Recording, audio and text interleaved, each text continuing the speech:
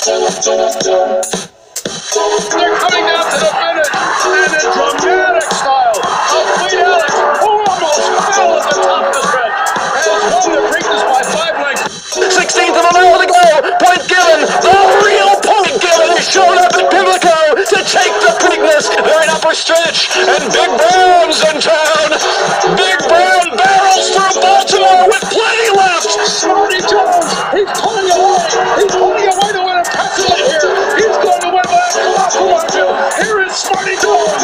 He wins the Preakness by a dozen lengths.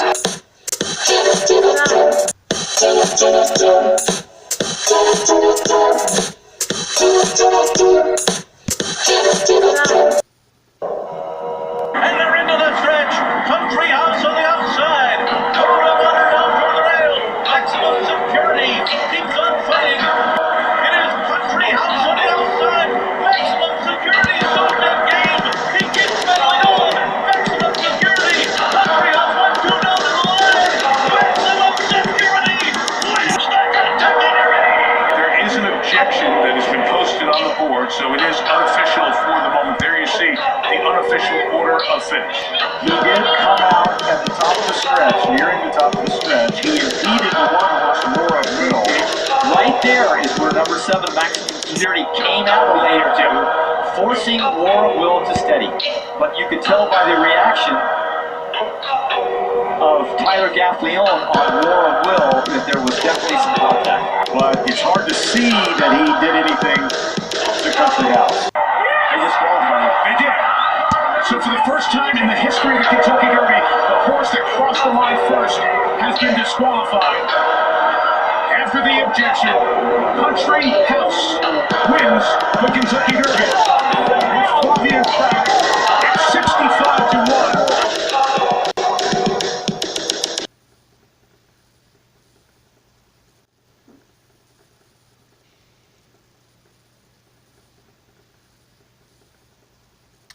Cortland Simmons with you here at the CS Racing Report Triple Crown Series, and we've moved on now from the Derby debacle and the disaster, the destruction, the disappointment, and despair of the first leg of the Triple Crown to the middle jewel at Old Hilltop in Baltimore, Maryland at Pimlico Racecourse. Of course, a venue that many people believe is about to reach its end in terms of hosting the Preakness. A lot of politics in terms of moving it to nearby Laurel. We shall see in 2020 and beyond where the Preakness, this middle jewel, is going to be contested and held.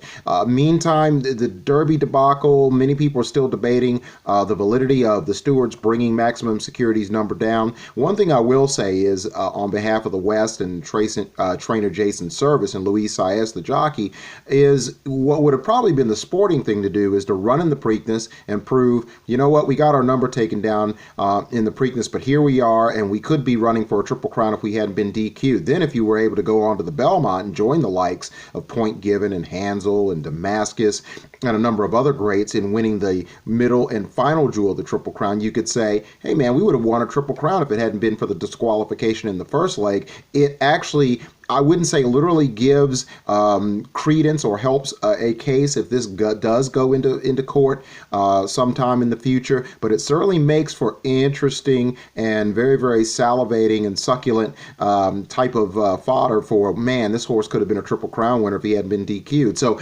that sort of meat and potatoes type of story is by the boards, in addition to the prospective rematch between Country House, who was moved up to the winner's circle via DQ, and Maximum Security, where he would have been able to prove, hey, look, you know, clean trip or not, I beat you in the Derby. If I had gotten a clean trip, I would have beat you by more. Here I am, kicking you know what in the Preakness, just to prove the point, whereas Country House could prove that, hey, you know what, we got moved up via disqualification, and regardless of whether you think we were second best, we were able to prove that we could, in a fairly run race, win that middle jewel and have a shot at the Triple Crown. So it's a letdown for a lot of fans out there.